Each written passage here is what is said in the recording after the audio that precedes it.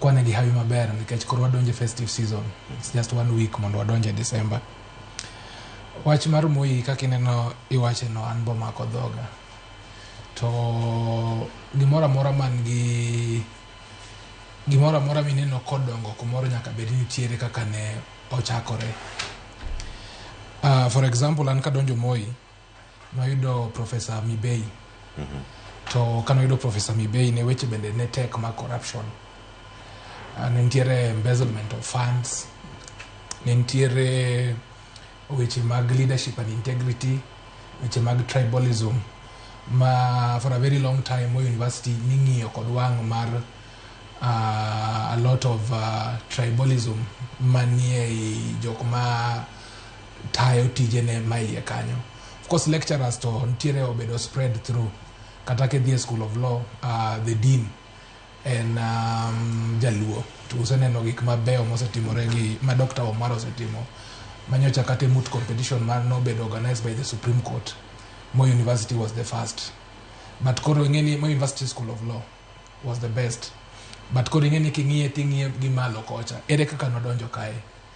Nentiere ng'at moro mang'eni imbing'eyo VC mane acting mane Matiang'i okelonwa miluongo ni Professor Laban Airo. Laban Airo noyuda kanyo to Laban Airo ne nigi a lot of vision mar university, ne yude yot kendo nineno kane kata weche mane insistence obedo ni deans bedo mana jo locals nogol oko. Ma for the first time noyudo dean mane bende okonyo School of Law kabisa miluongo ni Dr. Morris Oduor.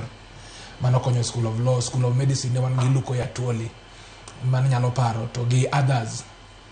But in that interim capacity mane koro gima koro notimo Moi weche nodhi obedo matek mane koro idwa yier ng'at ma koro opposition no auyanga ne siasa obedo ma ineno ka governor, I think is it governor ma Wasigishu gi governor ma Jawadgi, was it Tolgos? Tolgos. Kachiel kod Monda Kapsaret Oscar Sudi. Negi biro gibedo gi Kamkunji Square. It was a very sad day for us, especially one jok mane neno ni Professor Laban Airo ne kelo a lot of new breath. Negi dhigi wacho ni koken ng'atgi to wakwende huko.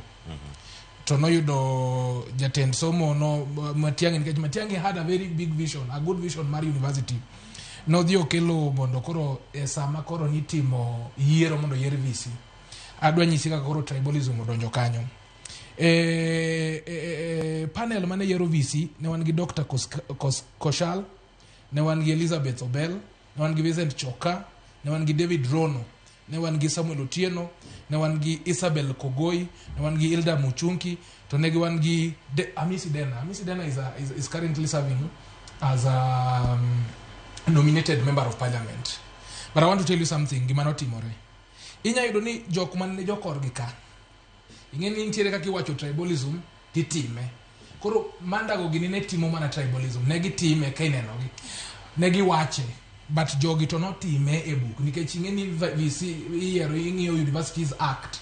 Kasi ng'iyo also the panel, kaka panel le chiwo marks. Adwa miya good example.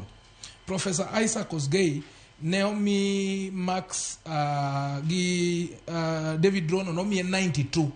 To David Rono ni omiyo Professor Laban Airo 45 marks.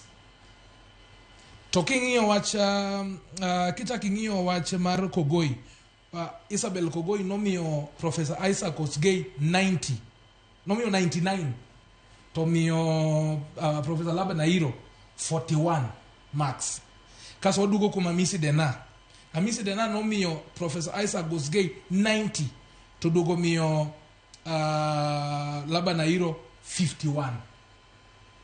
And of course the others kundejo kumondo gote Professor Laban Airo neni mbele. Koro ineno the kind of voting manotimore kuma koro koth nochako goyowa godo kaka Moi University.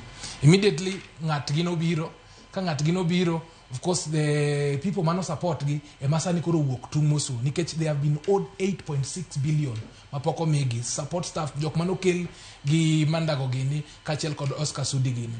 Jogi okawo nyaka loans mortgages, they cannot be paid. And ing'eyo kaka Land Act is very strict. Koponi ikaw mortgage to kenyal chulo. Statutory notice kose mi itiminade, lopino itimonade, iuse.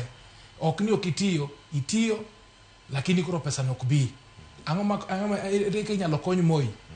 Number chiel, inyalo kony Moi through investigation, thorough investigations are ongoing. To ang'eyo gani ka nitiere investigation. Of course, magi are things are provided for in the law. Everyone is presumed innocent until proven guilty.